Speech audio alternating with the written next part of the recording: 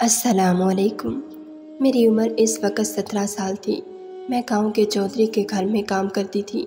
میں چودھری کے کمرے کی صفائی کر رہی تھی جب سائڈ ٹیبل کی مٹی صاف کرتے ہوئے میری نظر سائڈ ٹیبل پر رکھے شیشے کے نازک سے گلدان پر پڑی۔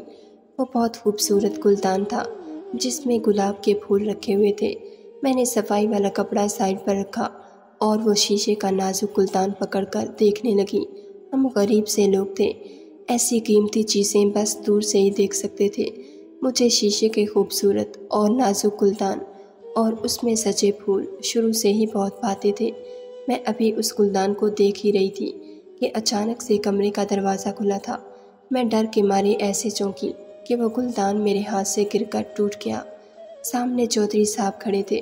انہیں دیکھ کر تو میری تو جان ہی نکل گئی۔ میں خوفزدہ سی ہو گئی۔ میں نے کہا، مجھے معاف کر دیں، میں نے جان بوجھ کر نہیں توڑا، مجھ سے بس ٹوٹ گیا۔ وہ مجھے غور سے دیکھ رہے تھے۔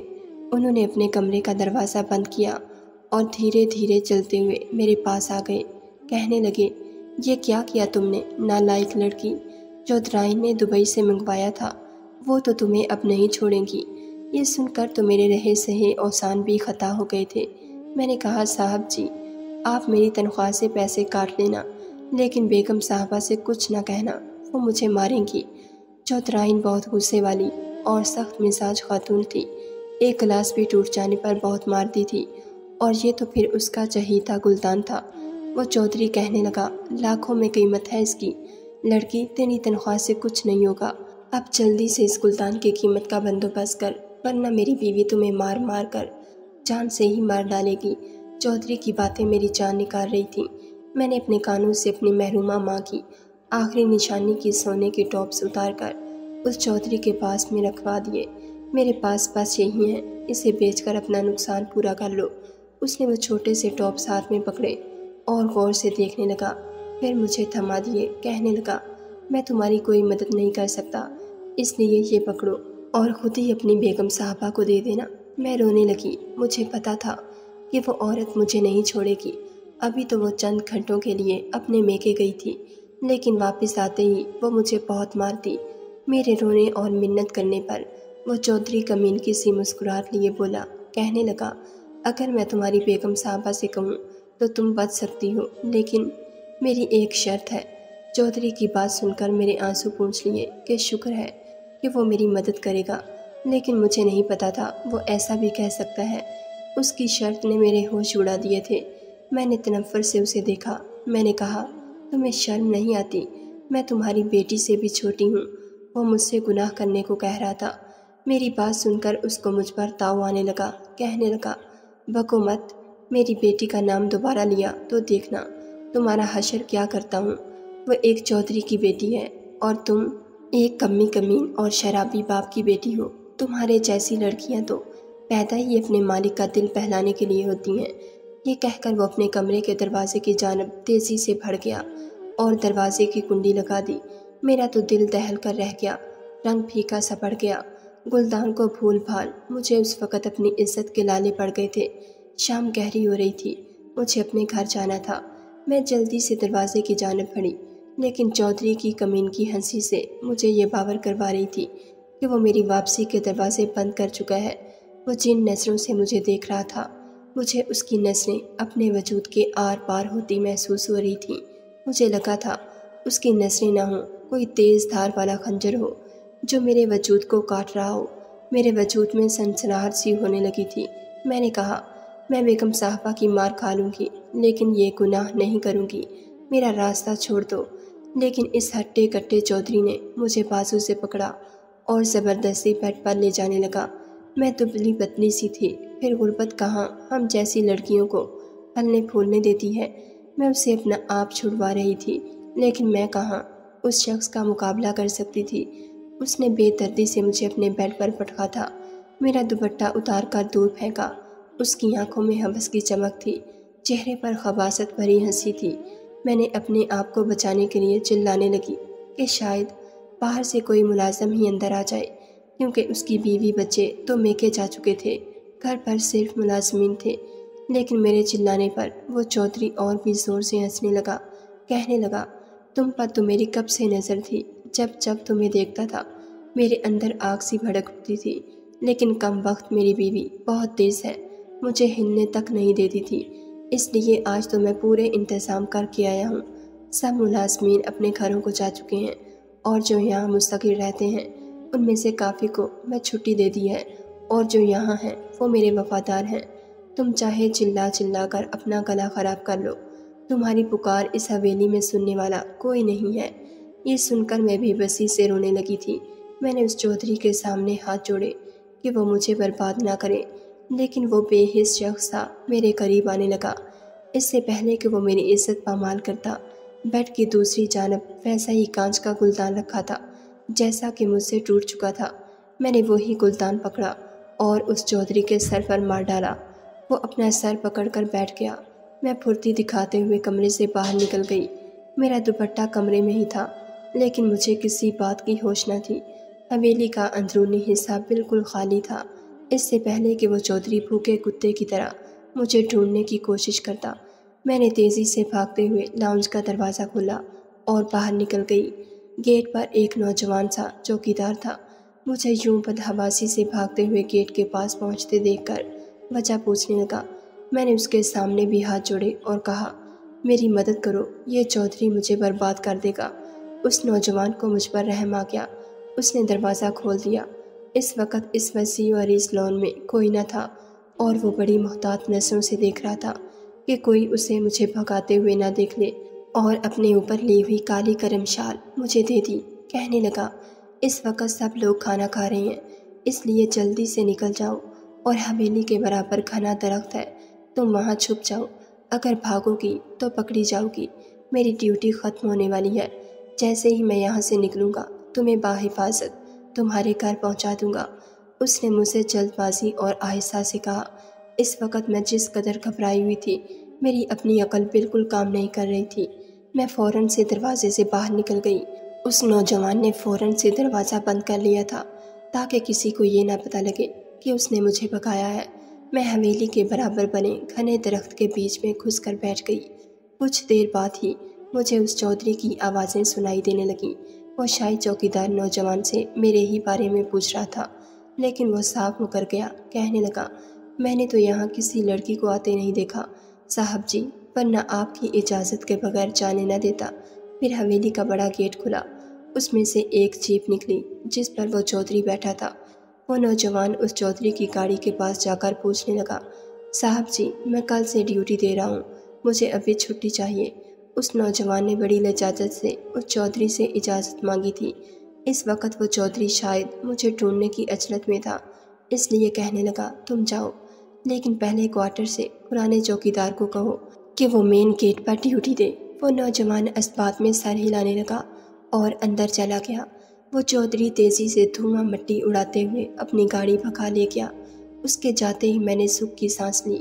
کچھ ہی دیر میں وہ نوجوان باہر آیا، میرے درخت کے پاس پہنچ کر کہنے لگا، لڑکی، اب تم خطرے سے باہر ہو، باہر نکل آؤ۔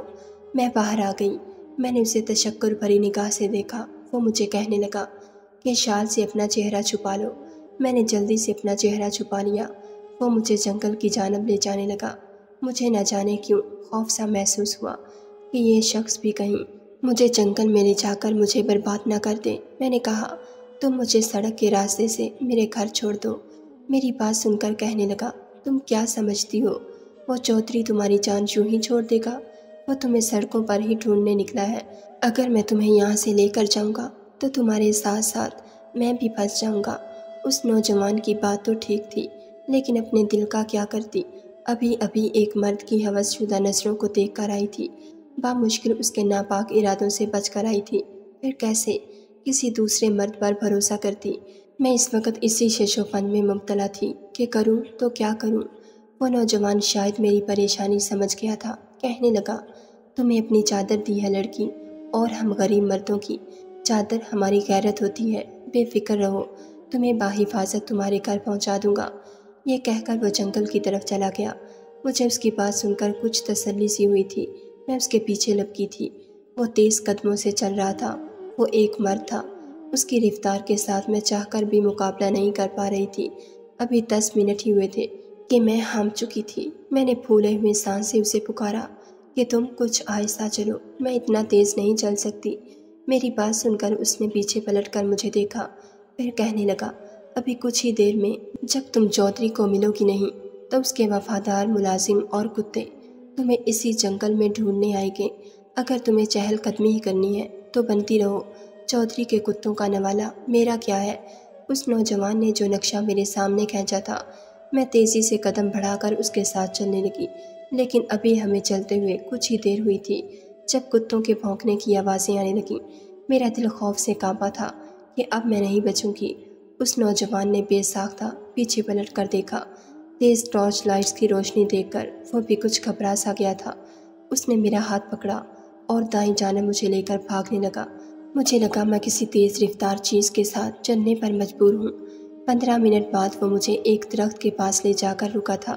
میرا ہاتھ بھی چھوڑ دیا، پھر پھولے سانس سے کہنے لگا، مجھے نہیں معلوم کہ وہ لوگ ہمیں ڈھونڈ لیں گے کہ نہیں، اور جس طرف میں چودھری سے بچانے کے لیے تمہیں لے آیا ہوں، یہاں سے ہم کہاں نکلیں گے یہ نہیں پتا، کیونکہ گاؤں کا راستہ تو سیدھا سیدھا تھا۔ اس کی بات سن کر میں رونے لگی تھی۔ رات بہت گہری ہو چکی تھی، مجھے بھاگ بھاگ کر پیاس بھی لگنے لگی تھی۔ پھر جنگل میں کھو جانے کا مطلب نہ جانے میں کہاں پہنچ جاتی۔ میرے رونے پر اس نے مجھے تسلی دی، کہنے لگا، پریشان مت ہو، تمہارے رونے سے تو تم اپنے گھر پہنچ نہیں سکتی۔ وہ شاید مجھے بچا کر پچھتا رہا تھا۔ ایک ہاتھ اس نے اپنی کمر پر رکھا، دوسرے ہاتھ کو اپنی پیشانی پر پھیرتے ہوئے وہ اندھیرے جنگل کو دیکھ رہا تھا۔ شاید گاؤں یا کسی بستی کا راستہ تلاش کرنے کی کوشش کر رہا تھا، لیکن جب اسے کچھ سمجھ نہ آئی تو مجھے کہنے لگا، اندھیرا بہت ہے، ہمارا یہاں سے نکلنا مشکل ہے، پھر چودھری کے لوگ بھی ہماری طاق میں ہیں۔ وہ درخت سے ٹیک لگا کر بیٹھ گیا، مجھ سے کہنے لگا، بیٹھ جاؤ۔ میں بھی ڈرتے ہوئے کچھ فاصلہ رکھ کر اس کے پاس بیٹھ گئی۔ پھر ہمیں اندھیرے میں بس ایک دوسرے کی آنکھیں ہی دیکھ رہی تھیں۔ وہ مجھ سے پوچھنے لگا کہ چودھری کی عیاش مزاجی سے سبھی واقف ہیں، تو تمہارے گھر والوں نے تمہیں یہاں نوکری کیوں کروائی؟ میں نے کہا، میں 10 سال کی تھی جب میری والدہ کا انتقال ہو گیا۔ میرا والد شرابی ہے، کوئی کام نہیں کرتا، بس شراب پیے نشے میں دھت رہتا ہے۔ اس لیے آس پڑوس کی عورتوں نے مجھے پہلے دوسرے گھروں میں کام پر لگوا دیا، لیکن وہ کام زیادہ کرواتی تھیں، تنخواہ کم دیتی تھیں۔ پھر جو تنخواہ ہوتی میرا باپ میرے ہاتھ سے چھین لیتا اور سارے پیسے شراب میں اڑا دیتا تھا۔ چودھری کے گھر مجھے میری پڑوسن کی خالہ نے لگوایا تھا۔ مجھے تنخواہ اچھی مل رہی تھی، اس لیے میں نے کبھی چودھری کی غلیظ نظروں پر توجہ نہیں دی، بس اپنے کام سے کام رکھتی تھی۔ لیکن آج تو اس نے، یہ کہہ کر میں رونے لگی۔ پھر روتے ہوئے میں نے چودھری کی ساری بات بھی اس نوجوان کو بتا دی۔ کہنے لگا، تمہارا باپ تو پھر سے پیسوں کی لالچ میں کسی اور کے گھر کام پر لگوا دے گا، یا ہو سکتا ہے چودھری کو ہی تمہیں بیچ ڈالے۔ یہ سن کر تو میں گھبرا سی گئی تھی۔ کہنے لگا، ہو سکتا ہے وہ چودھری تمہارے گھر پر بھی تمہیں ڈھونڈنے پہنچ گیا ہو، اسے تمہارے شرابی باپ کا بھلا کیا خوف ہو سکتا ہے۔ مجھے اس نوجوان کی باتیں ڈرا رہی تھی۔ میں نے کہا، تو پھر میں کہاں جاؤں؟ یہ کہہ کر میں پھوٹ پھوٹ کر رونے لگی۔ وہ کہنے لگا، دیکھو، میرا یہ مقصد نہیں کہ تم رونے لگو، لیکن تمہاری عزت کو خطرہ تو ہے، یہ تو میں بھی جانتی تھی، لیکن میں کیا کر سکتی تھی۔ پھر وہ کچھ ہچکچا کر بولا، کہنے لگا، اگر تم برا نہ مانو تو مجھ سے شادی کر لو۔ اس کی بات سن کر تو میرے ہوش اڑ گئے تھے۔ کہنے لگا، یہ مت سمجھنا میری تم پر غلط نظر ہے، میں صرف تمہیں تحفظ دینا چاہتا ہوں۔ میں نے کوئی جواب نہیں دیا، بس چپ ہی رہی۔ کچھ دیر بعد وہ شخص میرے پاس سے اٹھ کر نہ جانے کہاں چلا گیا تھا۔ اب میں اکیلی وہاں موجود تھی۔ مجھے پھر سے خوف سا محسوس ہونے لگا، کہیں وہ شخص میری خاموشی کو انکار سمجھ کر مجھے اکیلا چھوڑ کر نہ چلا گیا ہو، اور اب کہیں چودھری مجھے ڈھونڈ نہ لے۔ میں کیسے اپنا بچاؤ کروں گی؟ پہلے تو جی چاہا کہ اسی درخت کی باریک شاخ کو گلے کا پھندا بنا کر اپنی جان ہی لے لوں۔ جو میرا محرم تھا وہ میری عزت کا محافظ تھا، وہ تو شراب کے نشے میں رہتا تھا، میں کسی کھلی تجوری کی مانند تھی۔ میں خوف کے مارے اپنے گھٹنوں میں منہ چھپائے رونے لگی تھی۔ مجھے اپنے قریب کسی کے پیروں کی چاپ سنائی دینے لگی تھی۔ میرا دل کانپ سا گیا تھا۔ مجھے لگا میں اب پھر سے پکڑی گئی ہوں۔ مجھے اپنا بھیانک انجام سامنے دکھائی دے رہا تھا۔ میں نے ڈرتے ہوئے جب اپنا چہرہ اوپر کیا تو میرا اوپر کا سانس اوپر ہی رہ گیا۔ میرے سامنے وہی نوجوان کھڑا تھا، لیکن اس کے ہاتھوں میں شاخیں تھیں جس پر امرود لگے ہوئے تھے۔ وہ دوبارہ سے فاصلہ رکھ کر میرے پاس بیٹھ گیا، مجھے ان شاخوں سے امرود توڑ کر دینے لگا، کہنے لگا تم نہ جانے کب سے بھوکی ہو، جب ہم بھاگ رہے تھے تب میں نے یہاں قریب امرود کے درخت بھی دیکھے تھے، وہ میرے لیے کھانے کو کچھ لینے گیا تھا، کیسا عجیب شخص تھا۔ میں نے جب امرود اس کے ہاتھ سے لیے تو اس کے ہاتھ پر زخم تھے، اس میں ہلکا ہلکا خون بھی رس رہا تھا۔ میں نے امرود چھوڑ کر اس کا ہاتھ بے اختیار پکڑ لیا۔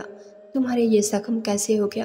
مجھے اس کا زخم دیکھ کر دکھ سا ہو رہا تھا، کہنے لگا پھل کی شاخیں کھینچنے سے لگ گیا ہوگا۔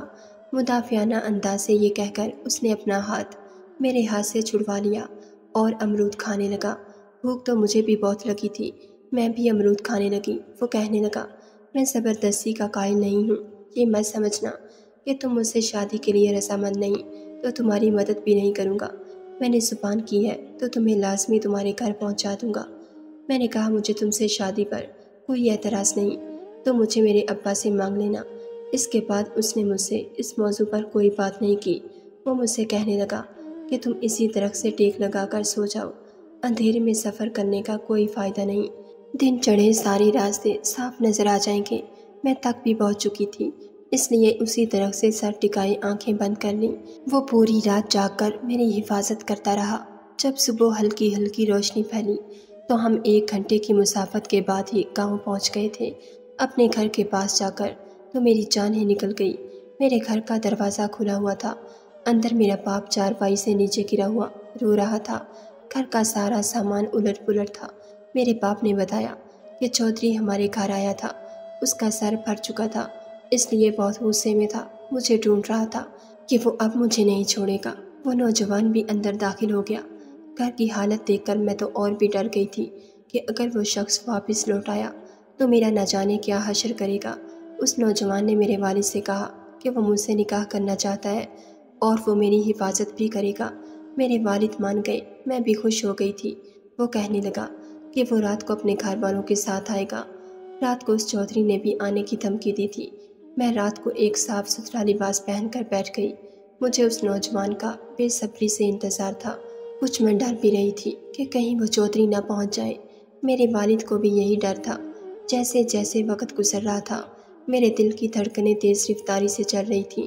میرے ابا نے اپنے چند دوست میرے نکاح کے لیے بلائے تھے اور نکاح خواہ بھی پہنچ چکا تھا۔ رات کے 10 بج گئے تھے۔ ابا کو بھی یہی ڈر لگنے لگا کہ کہیں چودھری نہ پہنچ جائے۔ ابا مجھ سے کہنے لگے وہ لڑکا چھوٹا تھا اس لیے ابھی تک نہیں آیا، میں تمہیں اور اپنے گھر نہیں رکھ سکتا ورنہ وہ چودھری آ کر تجھے لے جائے گا، مجھے تیرا نکاح ابھی ہی کرنا ہے۔ میں نے کہا ابا اگر وہ نہ آیا تو کس سے نکاح کر دو گے؟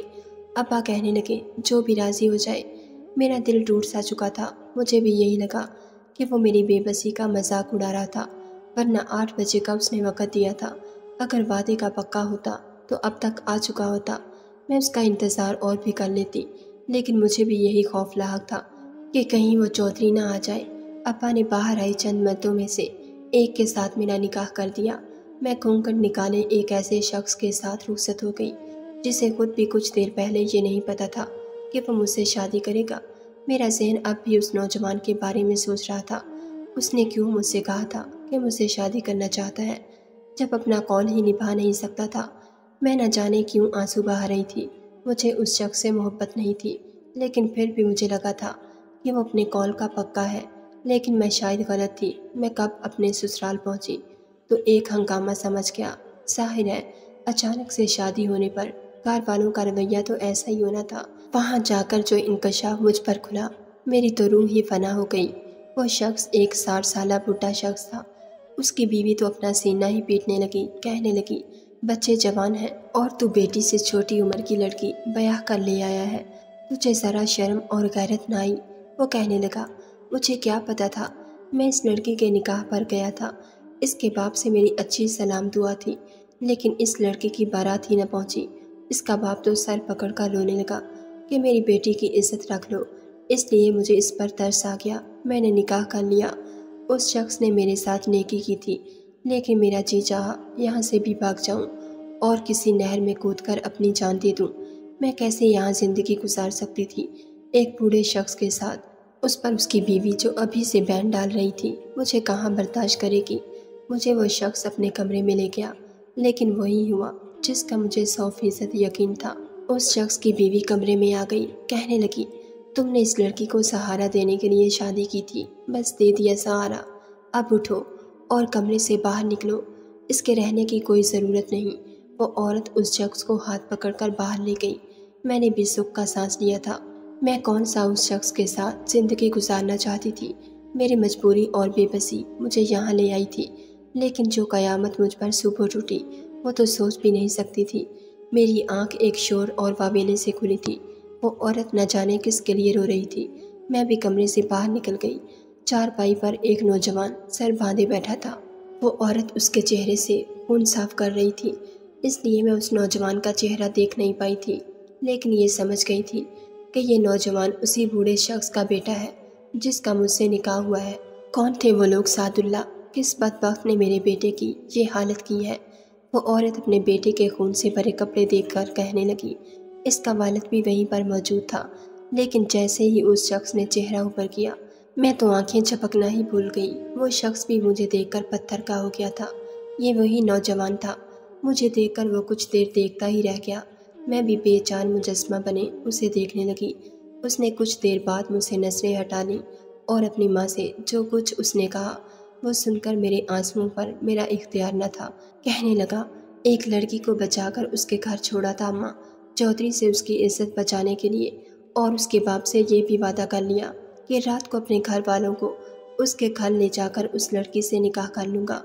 लेकिन चौधरी के कुछ लोगों को पता चल गया, इसलिए मुझे मार पीट कर जंगल में फेंक गए। कहने लगे, चौधरी के मुंह का नवाला छीनना इतना आसान नहीं। रात को चौधरी साहब उस लड़की को अपने तहखाने में ले जाएंगे, जहाँ से वो कभी बाहर नहीं निकलेगी। मेरे सर पर बहुत सी चोटें लगी थीं, इसलिए मैं बेहोश हो गया। लेकिन जैसे ही सुबह होश आई तो मैं सबसे पहले उसी लड़की के घर पहुँचा था। तब उसके वाले से पता चला कि उसने रात में ही उसका निकाह किसी और से कर दिया। लेकिन ये नहीं पता था जो काम मुझसे अधूरा रह गया उसे अब्बा ने पूरा किया है। चलो कम अज़ कम मेरी बात की लाज रह गई। मैंने उसे चौधरी से बचा लिया। ये सुनकर मैं वहीं फूट फूट कर रोने लगी। साथ ने मेरी खातिर कई जख्म खाए थे। वो शख्स जिससे मेरा निकाह हुआ था मुझे देखने लगा, फिर अपने बेटे से सारी बात सुनकर मुझे तलाक दे दी। मैंने इद्दत वहीं गुजारी थी। एक कमरे में रहकर इद्दत पूरी होते ही मेरा निकाह सादुल्ला से हो गया। चौधरी के खिलाफ पुलिस में रिपोर्ट मैंने साथ के साथ जाकर लगवाई थी। वो अब जेल में बंद था। साथ ने अपना वादा निभाया था, मुझे अपनाया भी था और इंसाफ भी दिलवाया था। नाज़रीन, अगर आपको हमारी वीडियो पसंद आई तो लाइक ज़रूर कीजिए और ऐसी मज़ीद वीडियोस देखने के लिए हमारे चैनल को सब्सक्राइब कर लीजिए।